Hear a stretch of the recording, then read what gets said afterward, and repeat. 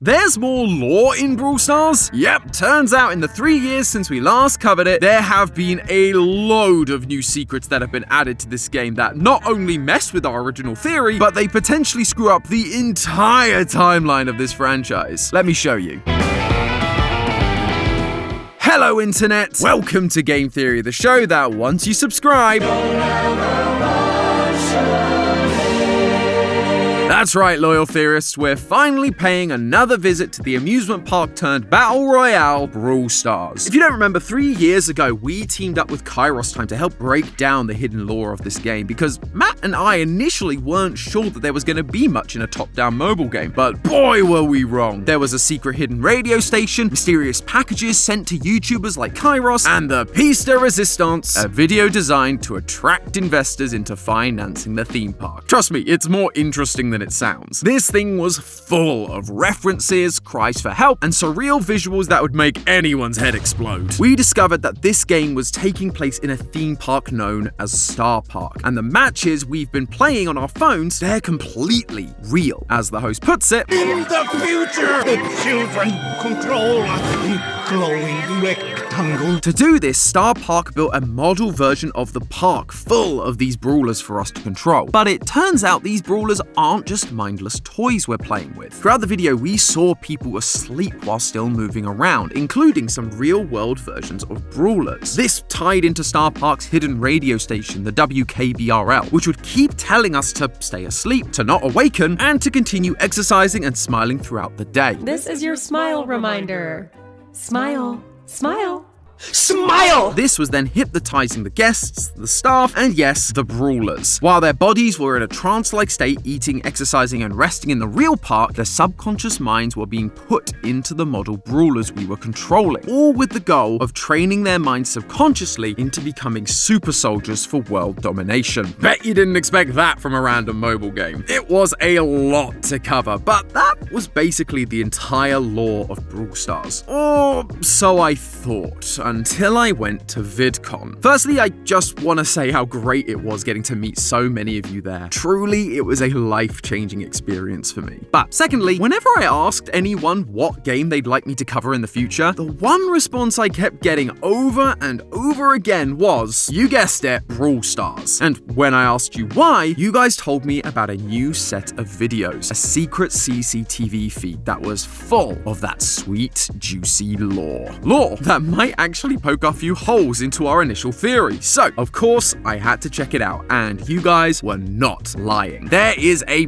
bunch of stuff that's happened since our last video, and it all paints a very interesting picture about the origins of Brawl Stars, the destruction of Star Park, and the ridiculous lengths Star Park is willing to go to for world domination. So, strap in, friends, keep your arms and legs inside the ride at all times, because we are about to ride the crazy coaster that is Brawl Stars lore. In late 2023, Supercell held their regular live stream covering news and game updates called Brawl Talk. But midway through the stream, something strange happened. We were now watching the live stream on a CRT in what looked like a security office. The favorite room of theorists. All they needed was a couple of animatronics and dead kids, and my theorist senses would have drawn me to this stream immediately. But the real mystery was only just beginning. After the Brawl Talk, a security camera suddenly appeared in the Brawl Stars lobby screen, and if you tapped it, you would be taken to that same security room. It's here that the game slowly began dropping its new lore. Watching the CCTV, we can see some familiar faces popping up. Brawlers like Bull, Leon, and Nita can all be seen throughout the park, except they're not really doing anything. They're just acting like guests or employees at the park. No fighting, no brawling, no nothing. The brawler Dynamite is also just doing his thing in the mines below the park. He blows up a wall to reveal a treasure trove of purple gems which he ecstatically scoops up. And this is where things take a turn. Dynamite visits the local diner and drops a gem on the counter in front of the friendly fry cook, Bull. Bull picks up the gem and something inside him changes. He rips off his uniform, slams a customer's face into a table, and then howls out of the diner a changed man. Seems more like a werewolf than a bull to me, but I don't want a face full of tables, so I'm gonna let that slide. As time goes on, more and more characters we know come into contact with these gems, and they change from peaceful inhabitants of Star Park into the chaotic brawlers from the game. They even gain their ability to respawn. Dynamite gets shot and left in a bush, only to bounce back out a few days later, totally fine. All of this finally culminates in the sentient cactus Spike standing in a cloud of green gas with spirits rising from the ground and him falling over lifeless amidst the burning remains of Star Park. I totally understand why people wanted us to cover this. Before the gems were discovered, Star Park may as well have been a knockoff Disneyland. But once they're found, the whole place falls into mayhem, bringing the worst out of everyone who comes into contact with them. Bull even went so far as to shoot children in the face when they tried to steal his gem. Seems like one heck of a reaction from a previously mild-mannered fry cook, but it actually might have some basis in real-world science. Clearly, these gems are powerful. In the game, they're used to power machines, and in this footage, they have enough energy to mutate animals like Crow and bring inanimate objects to life like 8-Bit and Spike. This feels in line with the pop culture idea of how radiation works. But did you know that studies have actually been done on the long-term effects of radiation on human psychology? One of the side effects of long-term exposure due to things like radiation therapy was that patients began to exhibit more aggression after treatment, just like we see here with our brawlers. We also see this in the Star Park investor video. Our host slowly moves inside a cave that glows a familiar purple. Upon entering, his demeanor changes.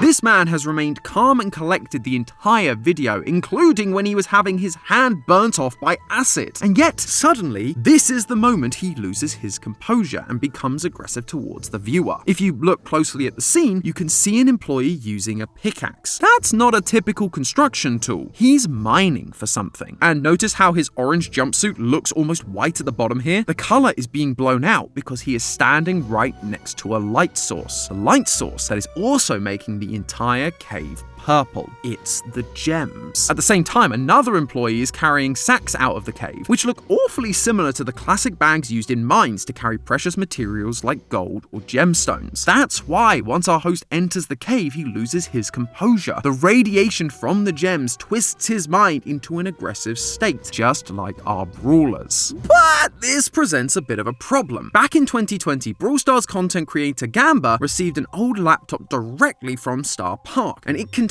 a HTML document that told us that the investor video took place sometime in the late 50s to early 70s. But if you take a look at the timecodes in the CCTV footage, these gems weren't discovered by Dynamite until November 5th, 1995. How can they have been actively mining these gems in the 50s and using them for brawls if they weren't discovered until the 90s? The timeline just doesn't match up. And it gets worse because during the investor video, we see an old photograph with 3 men in the background. This is a photo of Danny, Frank, and Ryan, senior members of the Brawl Star team. Frank even made a Twitter post saying, "Good memories from my Star Park visit with Danny Supercell a few years ago," and then showing a picture of some retro memorabilia from their time there. How can they be here in the present day, but also be there 50 plus years ago? Same thing goes for characters like Leon and Nita. They are kids in the background of the investor video, but they're also kids 40 years later in the CCTV footage. And I thought FNAF's timeline was bad. This is a whole other level. This just isn't how time works. Or should I say, this isn't how time usually works. Because there is an explanation for all of this timey-wimey stuff we're seeing, and it's one that's been right under our noses for years. Before the WKBRL streams were taken over by Star Park, a ranting man used the frequency to rant about various Star Park conspiracy theories. However, most of them have ended up being completely true, and they have been incredibly useful for figuring out the lore. So when I went back and heard him say this line, I took notice. Interdimensional theme parks. Do they exist? Obviously.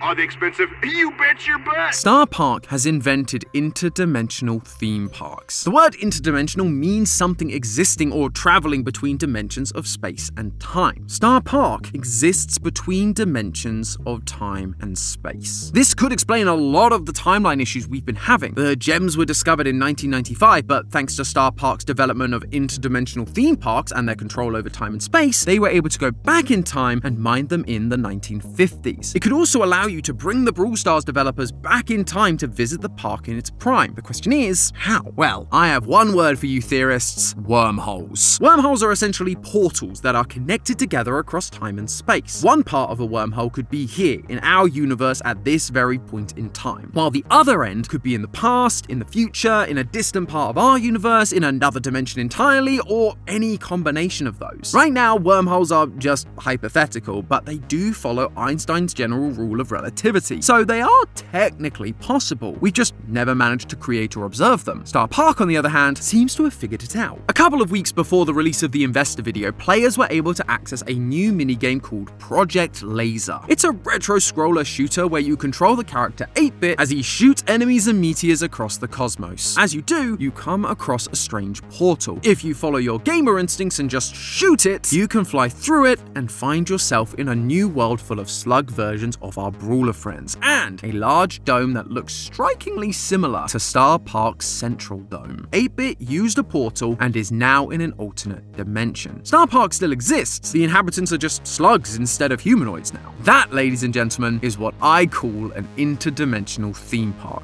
accessed by a wormhole. This isn't just a fun minigame either. If you paid close attention to the starting screen, there's a message telling us that we're about to access 8-Bit's core memory files. These events are real events from his memories. We saw 8-Bit come to life in the CCTV footage, and then at some point, he did find a wormhole and he did travel into an alternate dimension that has its own Star Park and brawlers. We also see brawlers using portals in other games made by Supercell. In Clash of Titans Egypt map, we can see Shelly poking her head out of a portal, appearing in a universe she doesn't belong to. Even more recently, Supercell released the game Squad Busters, where you can combine the forces of all the characters from across their franchises, including Brawl Stars. The promotional materials show these characters entering the world through these chests with a purple spiral on them. Portals are often depicted as spirals, and the purple, well, remind me what color these all-powerful gems Star Park is harvesting are. In fact, we see the same visual representation in the investor video. As the host goes into the gem mineshaft, we see his face contort while a purple spiral visual appears behind him. Afterwards, he's suddenly in a new location and is noticeably shaken by the ordeal. These gems have provided Star Park with the ability to create wormholes, and since then, they have learned to control them. Even the company's name is alluding to their use of wormholes. Right at the very start of the investor video, we see a company logo flash on screen. The name is in Japanese, but translated it says Supergiant Corporation. A supergiant is a type of star, one of the biggest and brightest in the galaxy, which might explain the name Star Park along with all of its star-themed merchandise. But more importantly, when supergiants reach the end of their life cycle, they collapse in on themselves, forming a black hole.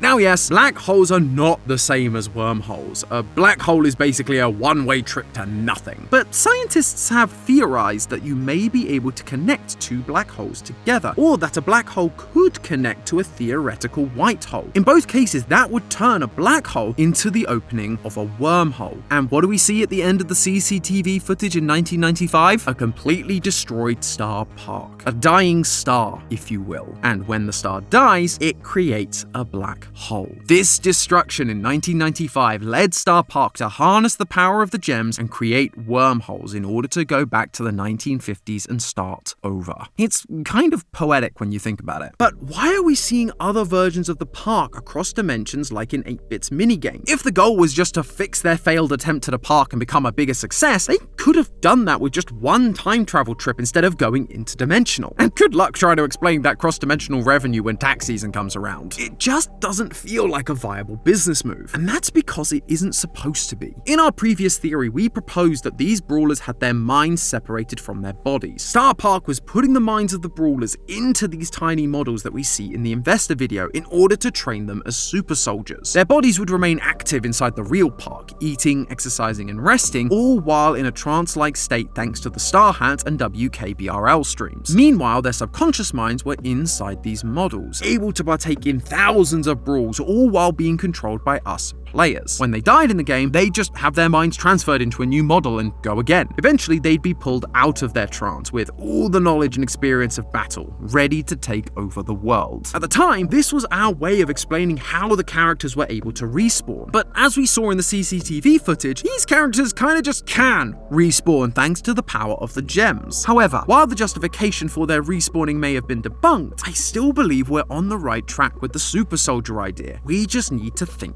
bigger. At the end of the CCTV footage, Spike releases a green gas, and after all the spirits fly away, he falls over lifeless. Players will recognize this green gas as the poisonous gas that fills the arena during a showdown event. In this event, there are no teams and there is no respawn. You just have to be the last one standing. As time goes on, more and more gas begins to fill the space, making it harder for brawlers to survive. Eventually, only one will remain. But what happens if you're knocked out early? No big deal, you just leave the game and start another, sometimes even on the same map. But that wouldn't be possible if there was just one model park in one timeline. The previous match might still be going on, or the same character might be currently under another player's control. Instead, it's way more efficient to just send that consciousness to another brawler in another star park in another world, where they can immediately go again. One of the brawlers, Bo, even alludes to this in his voice lines. There is no death, only a change of worlds. Spike was the last man standing in the CCTV. The spirits we see flying away are the minds of the brawlers that lost to the poison gas, transferring to another world to play again. That's also why Spike falls over at the end. He may have won, but the person controlling him moves on to find a new match, leaving behind nothing but a lifeless cactus on the ground. When these characters die from things like the gas, or they lose a match, or even if they win a match, the player controlling them lets go, taking the mind and soul of the brawler with them. They find a new match, a new world, a new dimension, and do it all again. Star Park's plan is so much bigger than we ever realized. Each game we play, each game anyone plays, it's not a model park. It's a real park from a random point in time and space being destroyed. Star Park doesn't even care about the damage anymore. Every one of these battles helps them train their hypnotized brawlers' minds into becoming super soldiers for interdimensional galactic domination. So a few thousand parks get destroyed. So all the investment spent on the parks is lost. So a few thousand park guests get caught in the crossfire. That's just the cost of doing business. They've got infinite galaxies and timelines at their disposal. And with that many brawls happening across an infinite universe, I think we may have underestimated just how many of these super soldiers they have waiting in the wings of that original park, ready to wake up and take control of the multiverse when the time comes. But hey, that's just a theory. A game theory! Thanks for watching. Who'd have thought there'd be so much lore in a mobile game? We did, actually, and you can jump through the wormhole on screen to see for yourselves in our theory on Merge Mansion. Enjoy the ride, theorists.